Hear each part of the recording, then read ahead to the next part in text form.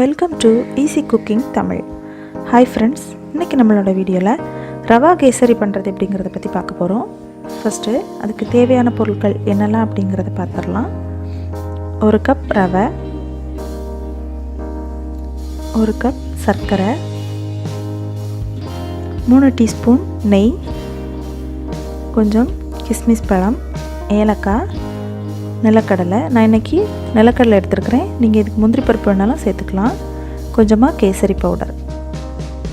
First நம்ம நெய் சேர்த்து ரவையை வறுக்கணும்.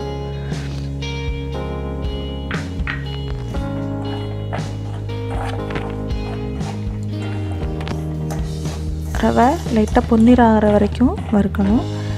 நெய் சேர்த்துக்கோங்க.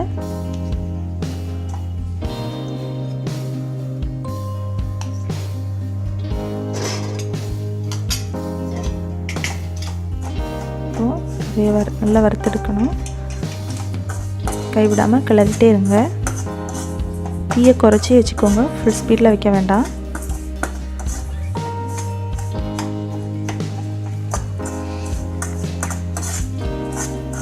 ரவை லைட்டாக கலர் மாற ஆரம்பிக்கும். அந்த டைமில் நீங்கள் எடுத்துருங்க.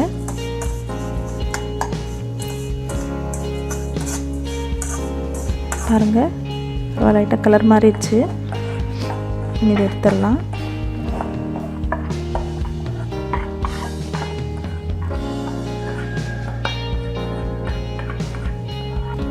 இனி கொஞ்சம் நெய் போட்டு கிஸ்மிஸ் பழத்தை நிலக்கடலையெல்லாம் வறுக்கணும். ஏலக்காவை பொடிச்சு போடணும். பாருங்கள், ஏலக்காவை பொடிச்சு வச்சுருக்கிறேன். இதையும் ஆட் பண்ணிக்கலாம்.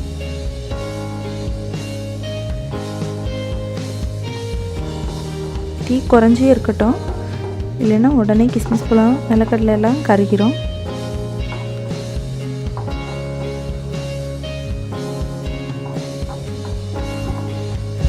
இது வறுத்த நிலக்கடலை இதை பாதி பாதியாக உடச்சி நான் போட்டிருக்கேன். இதுக்கு பதிலாக நீங்கள் முந்திரி பருப்பு வேணுனாலும் நீங்கள் போட்டுக்கலாம்.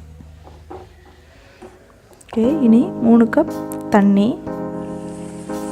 1 கப் ரவைனா 3 கப் நம்ம தண்ணி சேர்க்கணும். இனி சர்க்கரையை சேர்த்துடலாம். சர்க்கரை நல்லா கரையிற வரைக்கும் கிளறி விட்டுட்டே இருங்க.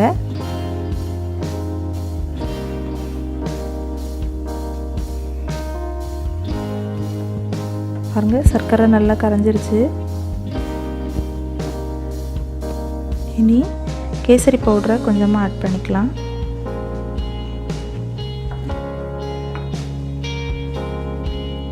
கேசரி பவுடர் நல்லா கலங்கின பிறகு நம்ம நெய்யில் வறுத்து வச்சுருக்கிற ரவையை உள்ளே ஆட் பண்ணிக்கலாம்.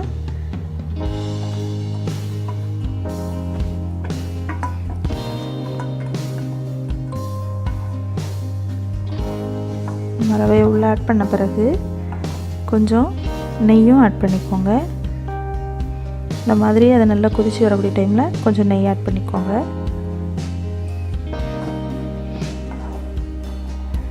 நல்லா கிளறி விட்டுட்டே இருங்க.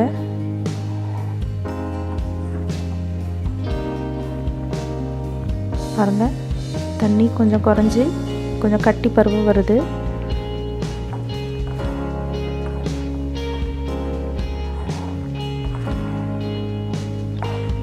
இனி இதை நம்ம இறக்கி வச்சிடனாலே இது நல்லா கேசரி இது கட்டி ஆயிரும்.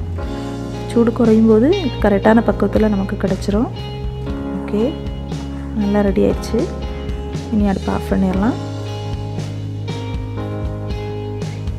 நம்ம இது வேறு பாத்திரத்தில் ட்ரான்ஸ்ஃபர் பண்ணலாம்.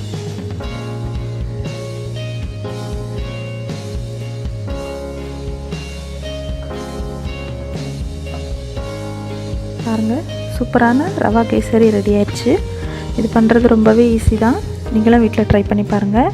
இந்த வீடியோ உங்களுக்கு பிடிச்சிருந்தால் லைக் பண்ணுங்கள், உங்கள் ஃப்ரெண்ட்ஸுக்கு ஷேர் பண்ணுங்கள், எங்களுடைய சேனலை சப்ஸ்கிரைப் பண்ணுங்கள். கூடவே பக்கத்தில் இருக்கிற நோட்டிஃபிகேஷன் பெல்லையும் ஆன் பண்ணுங்கள். எங்களோட வீடியோ உங்களை உடனுக்குடன் வந்து சேரும். நன்றி.